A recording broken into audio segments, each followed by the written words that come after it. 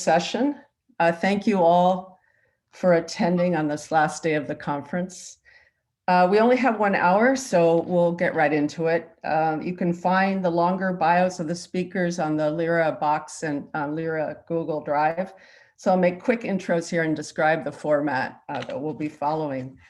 Scott Martin and Katiuscia Galhera will be presenting key findings from their forthcoming book. The book is co-authored with João Paulo Candia Veiga, who has been called away and may be able to join us later on by phone, but he isn't able to be here at the beginning now. But they have this lovely book that's forthcoming. You can see a picture of the cover in their PowerPoint slides that they'll be presenting. And this will be followed by 10 minutes each of comments from discussants Nelson Lichtenstein and Chris Tilley. And they will each direct some initial questions to the panelists in order to kick off the discussion. And we will collect a round of questions from the audience as well. So please be putting your questions into the chat, and I'll try to collect some as we go through the panel. And with that, I'll pass it over to who's going to be speaking first, Scott or Katiuscia? Scott. All right. Thank you. Thank you, Maria, and particular thanks to Nelson and Chris, not just for being here, but really for being pioneers in studying this global behemoth of Walmart and the kind of scholarship that they did really inspired us to take a critical look at the experience of Walmart in Brazil. I remember initially when Walmart came to Brazil, there was some sense of managers talking to my colleague João Paulo that they were different in Brazil, that they were adaptive, that there were nothing like in the home office. And that was sort of the critical light that we held the company up to in our examination of its nearly a quarter century in Brazil. So we really started this overarching question, and Kat's going to come in later in the presentation. Walmart enters into Latin America beginning in the early in 1991 in Mexico, and then in the mid-90s in Argentina, Brazil, as part of its international expansion from being, as you know, a domestic retailer in the US South. So what happens when a multinational engaging in overseas expansion still hews to home country practices when it goes to distinctive national market institutional contexts is the question that we pose in the book, which is due out in August from Palgrave. In particular, what explains the patterns and variations in conflict and cooperation with local unions and regulators, or what we broadly call labor contestation, over time and across countries. This is not an analytical question that's unique to Walmart or indeed to just US multinationals with respect to host countries, but it's uniquely consequential given Walmart's size and reach as a company. Still the largest private employer in the world with around 1.2 million employees, and bigger than most in terms of GDP than most national economies in Latin America, or for that matter, around the world. I'm not going to belabor this aspect, but we have an in-depth case study of Brazil presented across several chapters involving extensive field work, careful process tracing, interviewing, archives, etc. Our signpost for the study was an action research project done by the labor rights NGO Social Observatory in 1999-2000, when Walmart was new, that João Paulo was involved in when he was at iOS. And they examined 4 different stores in depth. We also compare in a chapter the Walmart Brazil case with Argentina, Mexico, and Chile to see how well our framework analysis travels. This is a snapshot of Walmart's operations in its 4 largest Latin American markets, circa 2017. You'll note that the exits from Brazil in 2018, and then later, even after our book went to press in 2020, last fall in Argentina. At the same time, they are market leaders in the supermarket segment in Mexico and in Chile. And Chile is a more recent country of entry for them in a subsequent phase of global expansion. For the comparativists out there, we're trying to keep things, do a comparison based on a most similar systems design. Obviously, these countries are often compared because they have broadly similar trajectories in their political regimes and in their political economies, yet particularly in the sphere of labor relations and labor regulation, they have distinctive institutional dynamics over the last few decades, with the competing pressures of flexibility and globalization on the one hand, and on the other hand, democratization and the push for expanded labor rights coming out of earlier authoritarian experiences.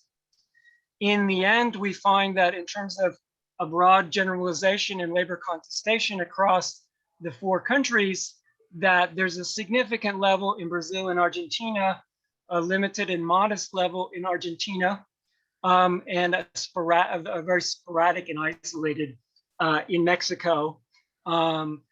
Taking the analysis through roughly 2017, 2018 in those respective countries.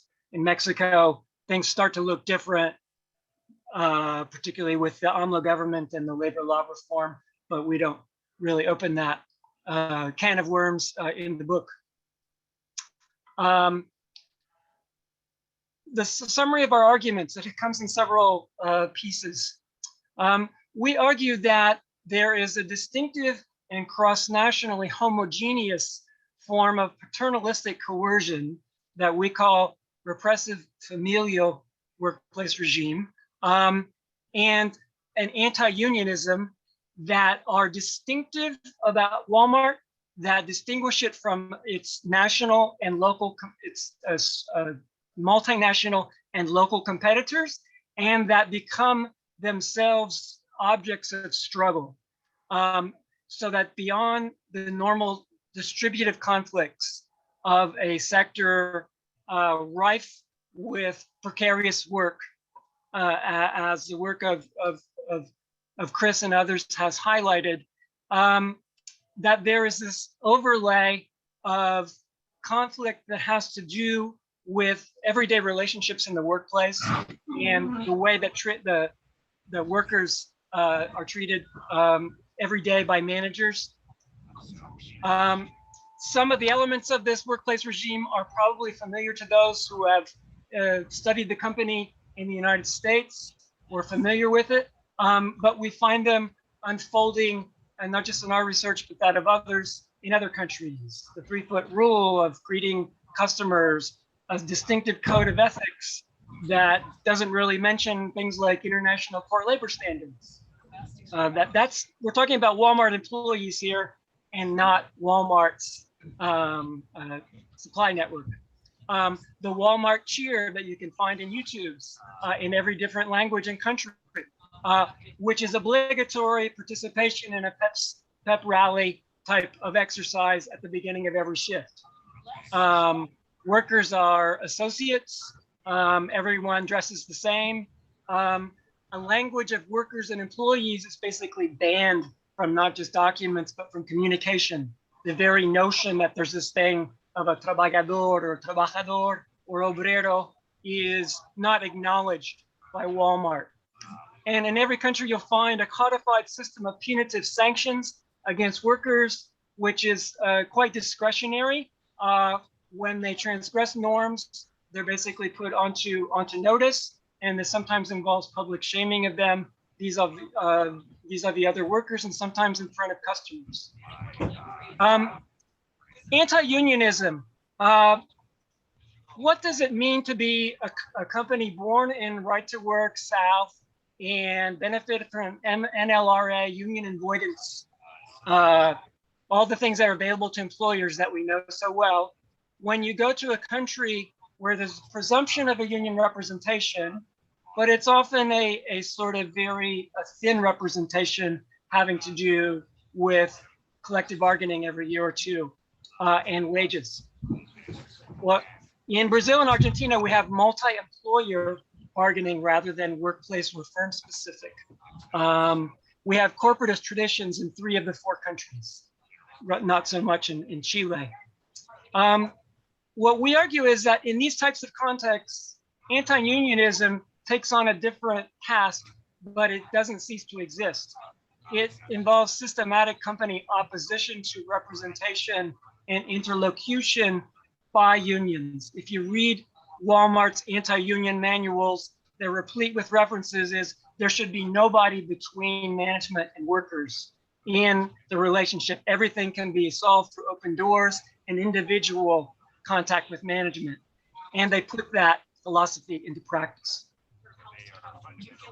Another element of our argument in terms of explaining variations over time and across countries in labor contestation highlights the what we call the institutionally nested agency of actors from society, namely labor unions, but also various forms of state regulators, labor inspectors, those from the labor ministry, labor courts, and how they're constrained or enabled by national and national sectoral institutions that are distinctive and in particular in these countries are in flux as they come out of democratization and experience dislocations of globalization and market reform.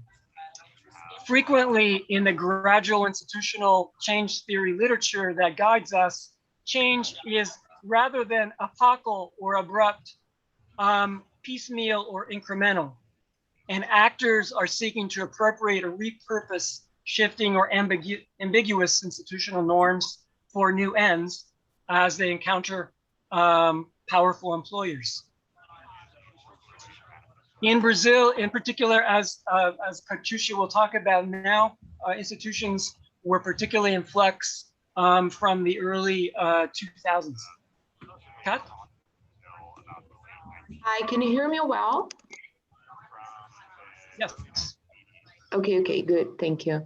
So good morning or afternoon to everyone. Hope you're doing good despite the hard times with coronavirus.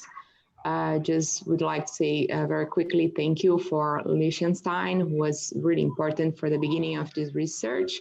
We have been starting like 6 years ago, and also Professor Tilly and Professor Cook, who are all of them inspiring authors for this research.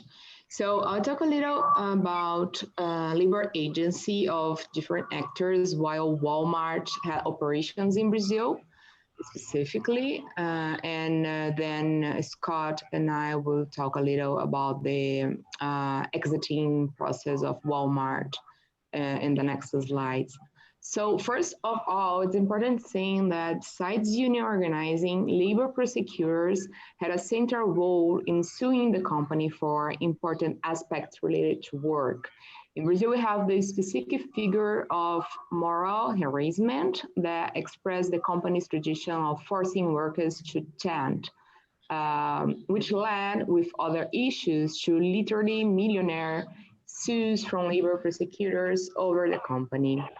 Such suits affected even the global financial performance of Walmart during its last years in Brazil and contributed to its fail in the country. You can see the slides, these TST or TRT, they are the labor codes. They are like the second layer of labor codes when the conflict goes to another level, and it's pretty much related to moral harassment as a type of psychological harassment or bullying to workers. And as you can see, the figures and the numbers, you can see that they are really, really expensive. They ended up in like $25 million from the company to workers. So these are kind of collective suits against the company, but we also have lots of individual claims for the company, against the company from workers. So this is the first thing. The second thing is the participation on profits and results figure, an institutionalized actor in the Brazilian labor relations system. This turned it into an area of conflictive cooperation, a kind of negotiation table or social dialogue, if you like, space. Although this is legally institutionalized and a source of frustration from our interlocutors, the unionists we interviewed, they didn't really believe so much in this kind of institutionalized practice. This was an important space of collective bargaining. Next slide, please, Scott. Third, is worth mentioning or emphasizing that the Brazilian labor relations system is fragmented. We have this, the union unique system or unicidade sindical, which led to problems of collective bargaining. Collective bargaining ended up frequently locally situated and led to a situation of thousands of individual claims and way out to a collective problem. So now you, Scott. Yes. The important point I want to highlight is that the labor court system in that case became more accessible to individual workers because of some institutional changes, including being able to have unions represent them in court, which resulted in a large increase in lawsuits, individual suits, in addition to the collective ones filed by labor prosecutors that are somewhat akin to a class action lawsuit, except they're followed by public prosecutors rather than collections of individuals. In Chile, we don't want to belabor, don't have real time for the extensive comparative discussion, but there were changes beefing up the labor ministry and labor inspectors. Walmart was fined extensively for anti-union practices, and autonomous unions made important gains against Walmart and really induced a counter-reaction from more conciliatory business unions who became organized into what's the single largest union in Chile and engaging in strike activity there. A lot of this story told by Carolina Munoz in her book and in a volume that she co-edited that we were part of. In Argentina and Mexico, instead, we have more resilient corporative systems. The sort of peak sectoral bargaining and controlled by national sectoral unions and workplace activists finding themselves struggling against both that control as well as company practices. And in Mexico, variants or something approximating protection contracts, even if somewhat variable across workplaces, with lots of stunting effects on the ability to engage in collective action, despite some efforts in the early 2000s to try to form opposition unions in the Mexico City stores in particular. We end the book because it happened when we were already doing the research with the question, why did Walmart leave? Why did it ultimately fail after 23 years? And part of the story is clearly labor claims. And that's not just us saying that, but it's Walmart, the parent in Bentonville, saying that in profit write-down statements to investors on 3 different occasions, that labor claims in Brazil were causing it to write down profits. But also there are other things that come into play in that in terms of pricing, store location, problems with their information management system. But we note that Brazil is not alone as a country of failure. Walmart has now failed, meaning that it's sold off majority ownership. In this list of countries, which are 7 G20 markets across 3 continents over the course of from the 90s up to last year. This does pose some questions about larger tendencies.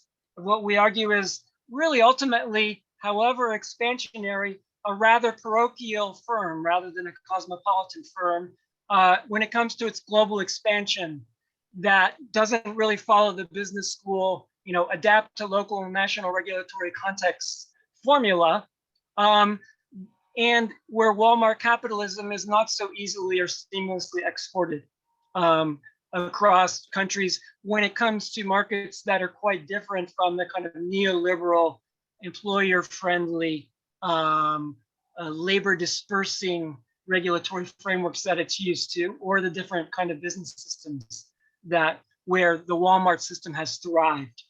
And we just highlight the point that viewed within a dynamic institutional change perspective, that national actors and agents can take actions to contest the distinctive and as well as more general precarious work aspects of the Walmart model, or for that matter, other multinational entrants, when those systems are seen as transgressing national norms. Thank you.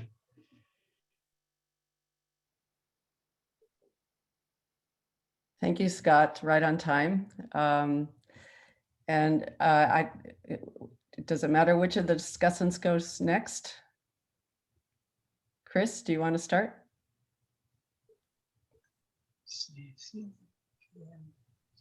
Happy to do so, unless Nelson thinks there's a reason why it makes sense for it. Okay. Okay, great.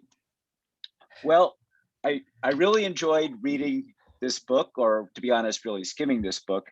And I think that Scott Martin, Choka Vega, and Katiuscia Galhera are really to be congratulated. What I'm going to do, I'm going to recap the book's main points, which just happened, but I'll try to do it quickly, then offer some responses to the points. And the book puts forward both a set of theoretical propositions and a set of empirical claims. On the theoretical side, they argue that when a strong corporate identity encounters powerful national institutions, the result is neither a steadfast maintenance of the corporate identity nor a wholesale conformity to national institutions, but rather a complex combination of the two. Furthermore, when an employer dominates and exploits workers, the response is contention by actors such as unions, regulators, prosecutors, and judges. And they make several points about this contention. It's nested within local institutions. There's a process of gradual institutional change in which the institutions themselves become a terrain of contention as actors seek to repurpose and reshape these institutions. And cross-national differences in contention result from differences in institutional structure and in the capacity of the actors. The empirical claims, again, you just heard this, but two core elements of Walmart's approach to labor relations, anti-unionism, and a repressive familial workplace regime. They also argue empirically that when you're looking at these processes of contention and institutional change, there are important differences when you start looking at the global South and Latin America in particular. And they really describe what's going on in Latin America as a shared context, a more or less Latin America-wide post-authoritarian period of labor reforms that Maria Cook, among others, has described. So what do I think of all this? First, just a quick correction. Walmart does not have a 3-foot rule.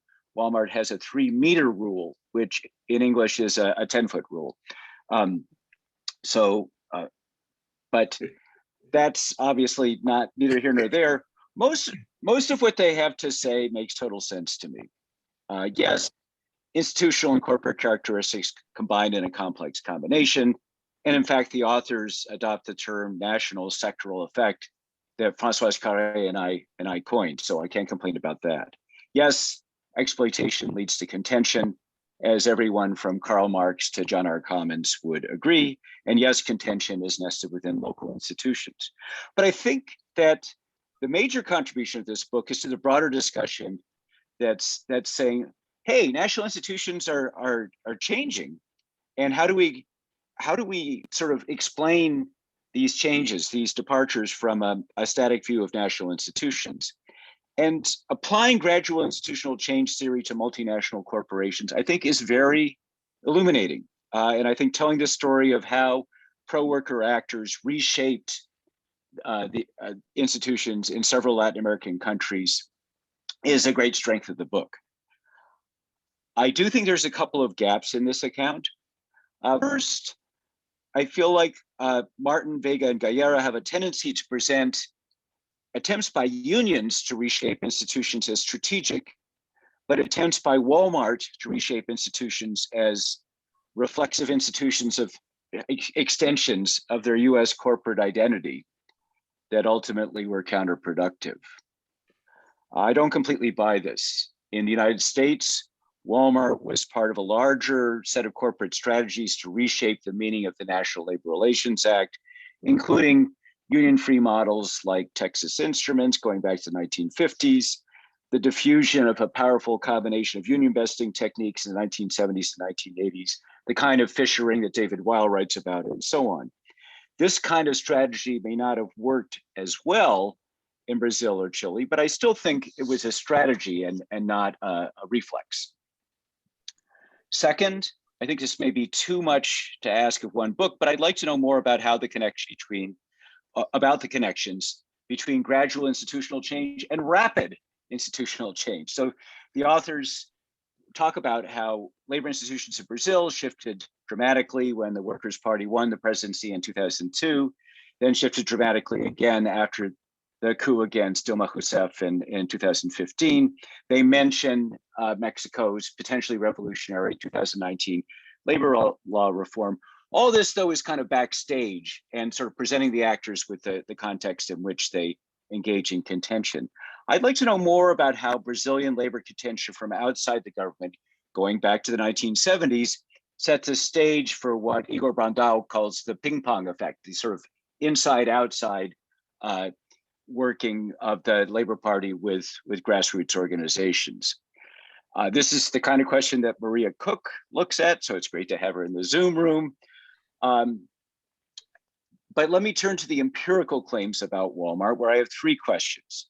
First, I want to be clear what the three of you are saying about anti-unionism being core to Walmart's labor model. If you're saying they will be as anti-union as they can get away with, I would agree with that, and I would acknowledge that you guys have said that much more clearly than I've said in writing about Walmart globally. But in some ways, that's just going back to the sort of complex combination, the national sectoral effect or whatever. To me, saying its core is saying they can't really succeed unless they are able to minimize union power. That's a stronger claim. And to some extent, the Brazil case tends to uphold the claim, but it's not clear that the Chilean or the South African case, for example, does sustain that claim. A second thing about the empirical claims, you're silent on some of the other strategic elements that I and others have argued are core to Walmart as a corporation, such as advanced logistics and discounting based on everyday low prices. I realize that your book is about labor relations and not about all aspects of Walmart's strategy, but I'm just curious what you think about the coreness or not of some of these other elements of their strategy. Third, it seems to me that much of what you describe as a repressive familial regime is not distinctive to Walmart. In the United States, the great majority of corporate retailers call their workers associates and have the equivalent of a 10-foot rule. They may have copied it from Walmart, but they're all doing it now. Some try to make workers feel like family members like Walmart. Others try to make them feel like friends through strategies like gamification, but they all try to personalize relationships and to convince workers that they celebrate their contributions. Same thing with emphasis on an open door, individualized grievance system. Even when companies have an official union grievance system, they try to direct you to the open door. Same thing with a codified system of sanctions against workers violating norms. So I'm wondering if we're left with the code of ethics in the Walmart cheer, which I'm not sure is enough to call a regime. And finally, I think that many elements of this regime may be common in Latin America before and separate from Walmart. I know less about this, but I wanted to leave you with two quotes. One was talking to some managers at a Mexican chain who previously worked at Walmart, who said, "We went to work at Walmart when it first came to our part of Mexico. It was great when the Americans were running because they actually would respect you and treat you well. But then they turned it over to the Mexican managers and it was back to the same old story." In other words, Mexican retailers have the repressive part without the familial part, was what they were saying. Finally, a story that's in my book with Françoise Carré. I was at an Americas-wide meeting of retail unions in Buenos Aires in 2005. So this is before Walmart goes into Chile. US and Canadian union leaders were describing what Walmart was doing to workers and calling for global unity to counter the Walmart threat.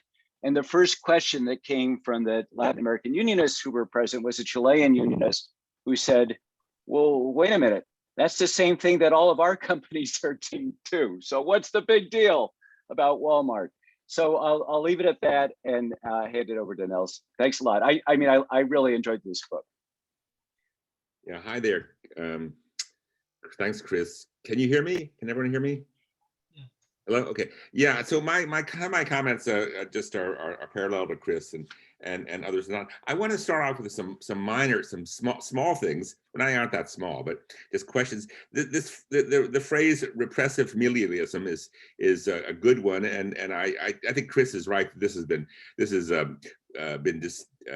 distributed to many firms try to do this, but nevertheless, Walmart was clearly a pioneer in this, and there's a dialectic between the local conditions and values, well, and religion and race and gender and region, and the character of the ersatz familialism of the company. I mean, so Bethany Morton and me to a lesser extent looked at this in terms of the U.S. South.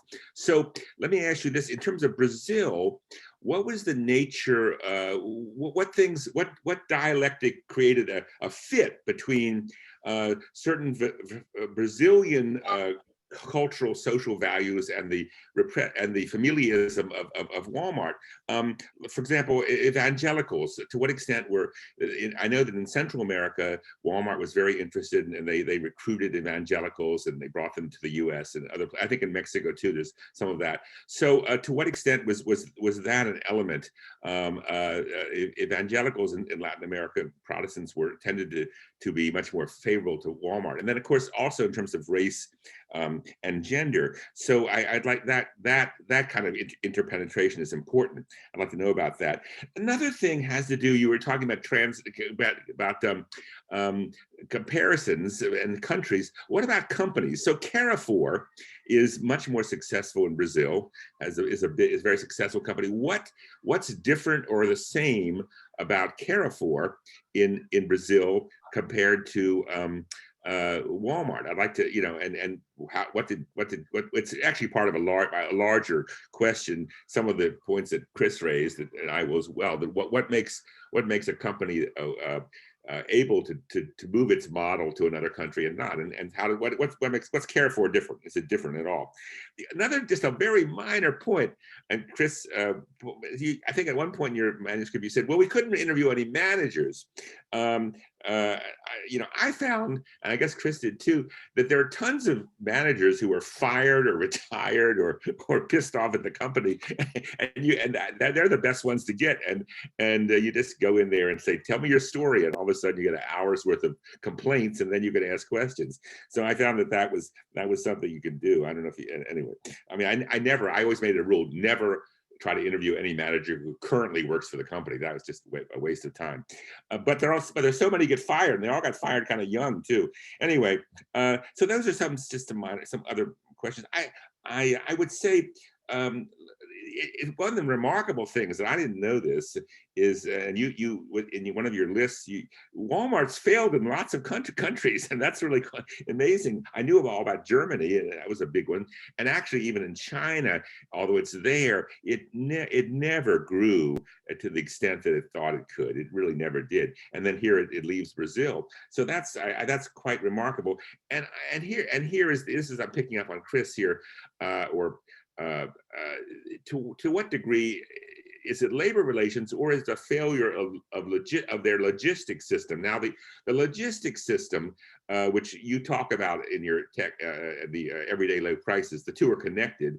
I know in China, when I went there, I went into some Walmart stores, and it was very clear that they didn't have the logistics system in China that they have in the US. I mean, they really brought it, half the store was composed, really it's like an outdoor market brought into the store and cleaned up and put uniforms on, but they really weren't, they were really the sort of the local market, the local wet market just brought into the store. And I talked to some managers who are on the verge of quitting, by the way, and we're really good. And they said, yeah, we can't get this stuff from the distribution centers. So it wasn't working. And I wonder, I'd like to know more about that in terms of their logistics in Brazil. And this is, of course, a labor relations question, because to have a very efficient logistics system with distribution centers, it requires a kind of labor control and intimacy of that control way down the supply chain, which Walmart has sort of been able to do in the U.S. with its many distribution centers. Obviously, Amazon's doing it now as well. And I just wonder if that was not possible in Brazil. I think that the two are connected, but I do think you mentioned the problem with everyday low prices, but I think that from Walmart Bentonville's point of view, that may have been, more important than the labor relations question. I'd like to know about that. One other, well, maybe the final question is, and I think the larger question that you raise. I've been working recently on a book on the Clinton era economic policy, and in the beginning, in this period, there's a big debate, the varieties of capitalism debate, and to what degree obviously Japan and Germany, and to some extent Latin American corporatism reflected, varieties that were not the Anglo-Saxon model. So to what extent does your work, you didn't quite, you used that phrase actually in the last chapter, varieties of capitalism, but to what extent does your work intersect with that issue? And I think that in the historians of kind of capitalism in the historical profession, and they're obviously attuned to variations over time of the nature of capitalism.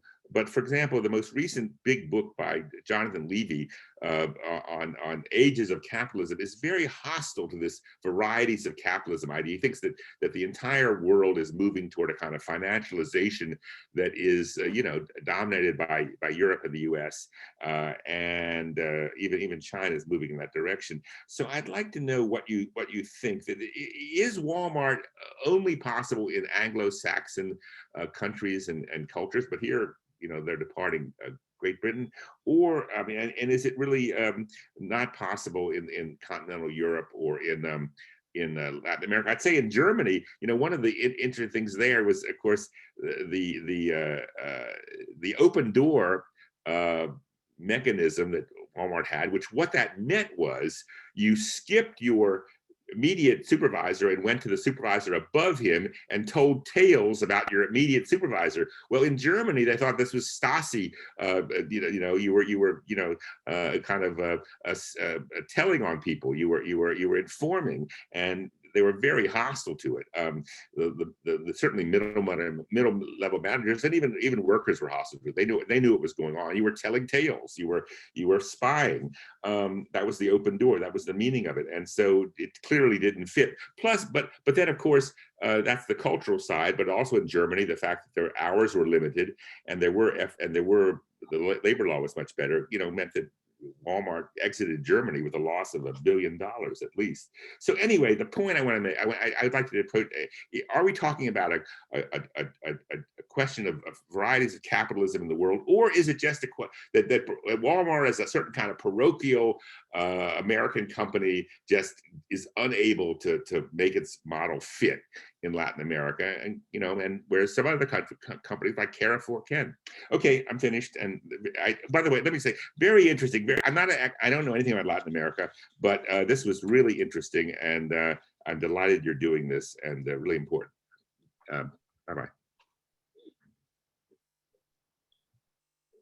Maria, your mic. There we go. Thank you. I knew that would happen at least once.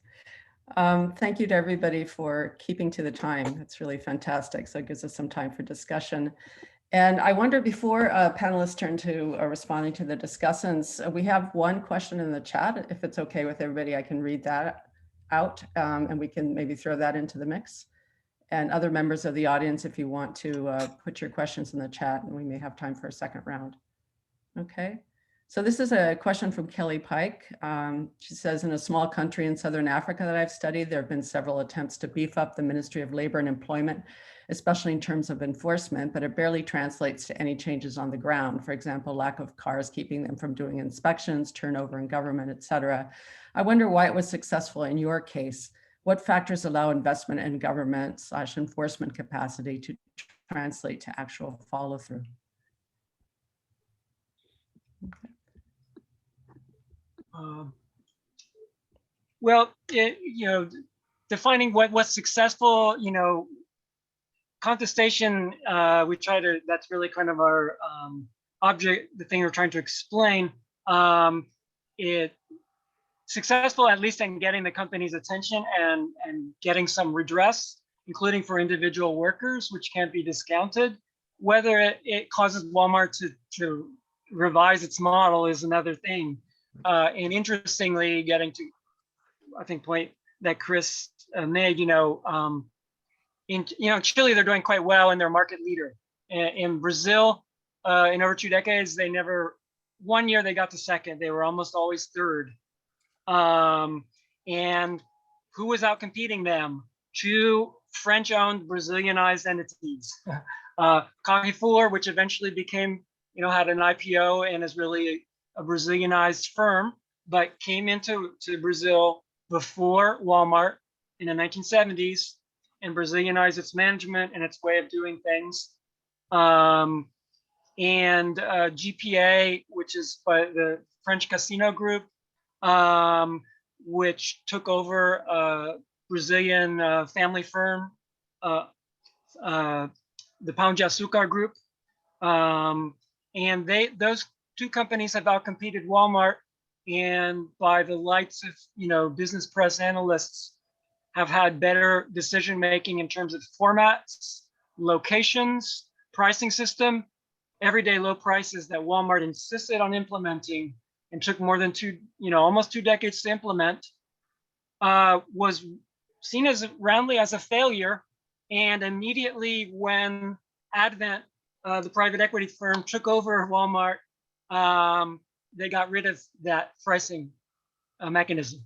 But you can look at quotes from Doug McMillan, the CEO of Walmart, who was head of Walmart International before that. And he said, this is our model and it works. It takes time sometimes, but it works around the world. And we have quotes from him in the book. So it's really a home office driven strategy. And if you look at where the management comes from in the first 15 or so years in Brazil, the CEOs they come from Bentonville, right? They're US expats. They only Brazilianized their management very late in the game in terms of the CEO of Walmart Brazil. So there is a story, certainly, that the problems in Brazil were not by any means exclusive to labor, and they were arguably interconnected. Being able to install their logistics system, it took them so long to even get to everyday low prices because that relied on certain supplier relations. Initially, there were problems of competition policy that they ran into, where they were trying to, pricing below cost to try to drive out competitors, and they had pushback from other firms and regulators. Things that they don't encounter so much in, arm's length, laissez-faire type of economies, to get to Nelson's point, where I do think that that is an important point out there, that Walmart has difficulty in tightly regulated markets, whether they're regulated in the sense of labor relations or in terms of, well-organized business associations with links to the state, antitrust policies having to do with pricing. In the UK, reportedly, their model of locating in the doing the superstores in suburbs has land use implications, which don't work with the urban density of UK, according to some authors. So, just like Walmart experienced difficulties in going to urban centers in the United States, right, it has difficulties in some other national markets. So, there's so much in the comments that's important, and that we'll certainly have to reflect on. One thing that we don't really go into in depth, but I think is something worth exploring. Why does Walmart succeed so well in Mexico, in neoliberal Mexico, pre-democratic transition Mexico, free trade Mexico, NAFTA Mexico, versus inward economy in Brazil that opens up gradually, always with a heavier state presence, even with the market economy. The corruption scandals that we didn't even talk about here in a number of different developing countries are most pronounced and most well documented in Mexico. That was how they got store locations. They bought off regulators, but they also had a problem trying to do that in Brazil.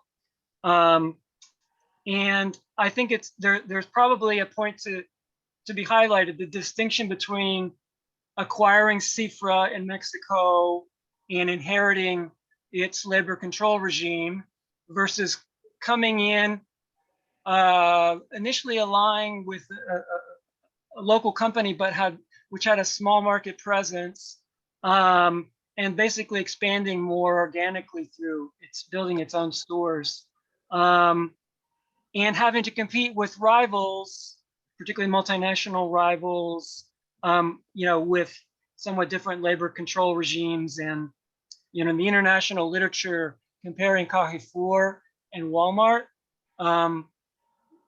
some authors like Francisco Duran have argued and tried to document in statistical analysis, Walmart does better in contexts with weakly regulated labor contexts, whereas Carrefour tends to do better in certain metrics of performance, output per square meter of store space, I believe is what they use in settings that Carrefour that are more regulated. It's a European, it's a French multinational. They've learned in some ways to deal with unions in the home country, home region. In the US, they never, they avoided them, and then they have to deal with them in other contexts. And, a part of our story that we didn't have a chance to go into is, there was a moment around the time when Lula came into power, and these gradual, the complaints were from the left, he didn't do enough, and there was no full-scale labor reform. These were piecemeal. The really big ones came in the neoliberal counter-reform in 2017, as Walmart was headed out the door. But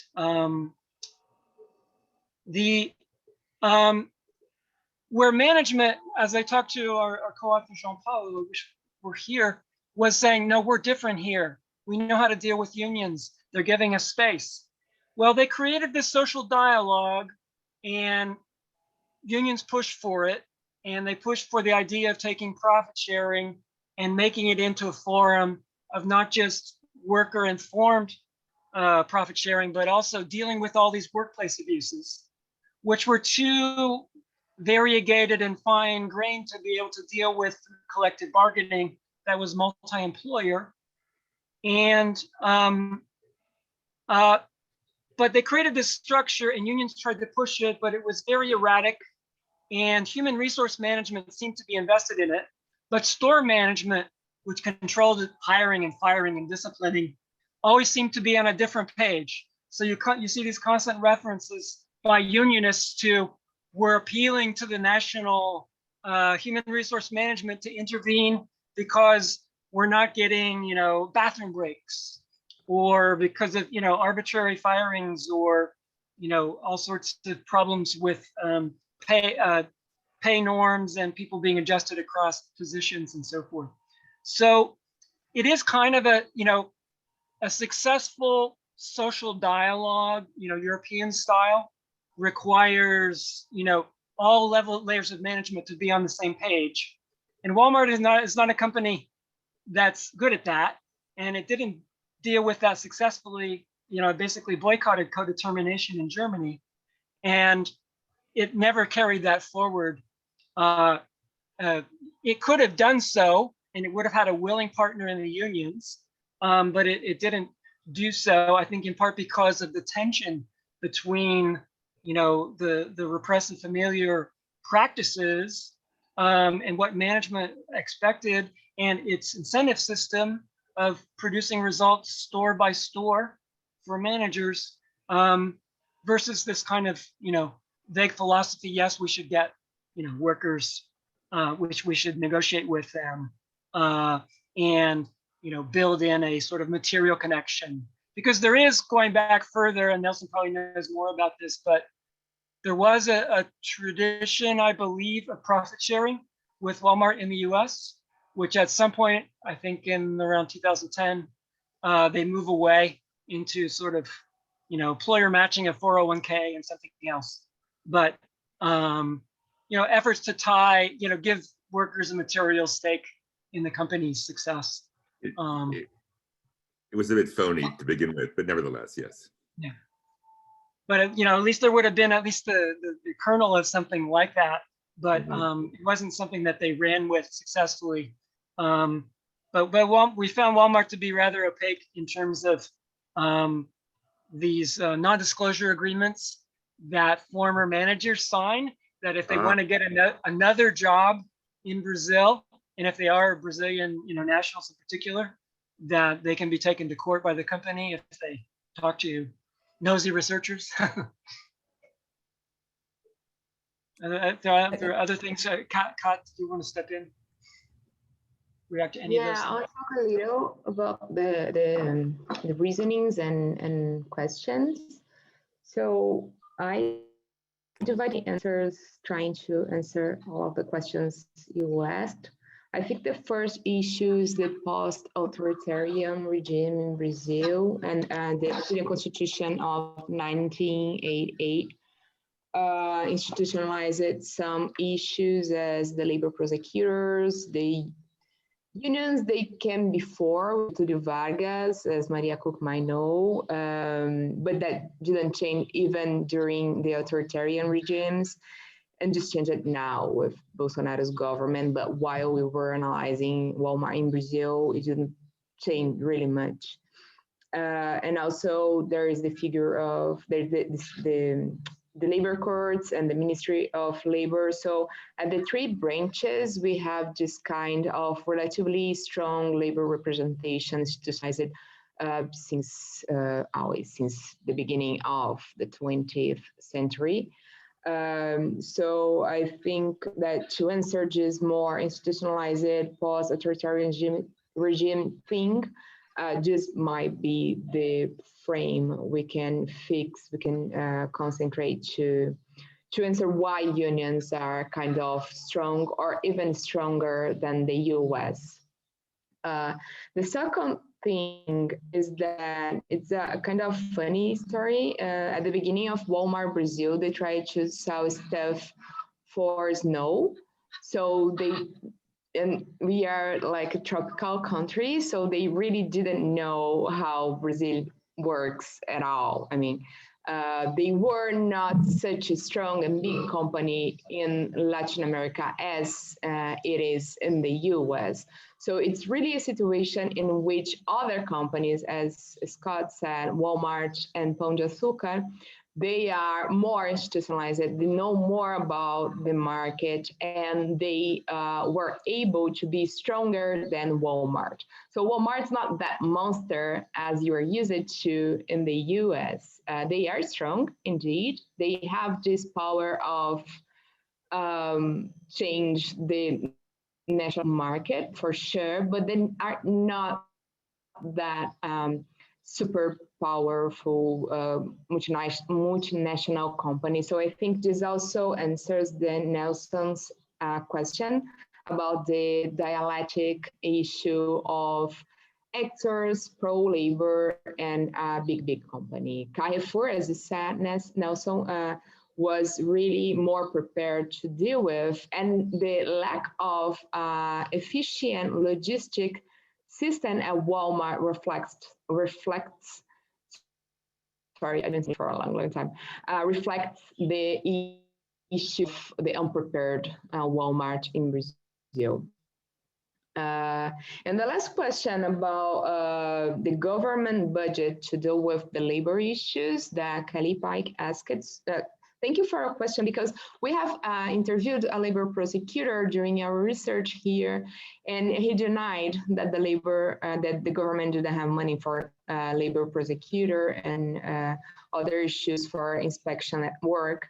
And in other research with Scott and Professor João Veiga, we discovered that this kind of budget is smaller and smaller. Sorry, there's a bug here.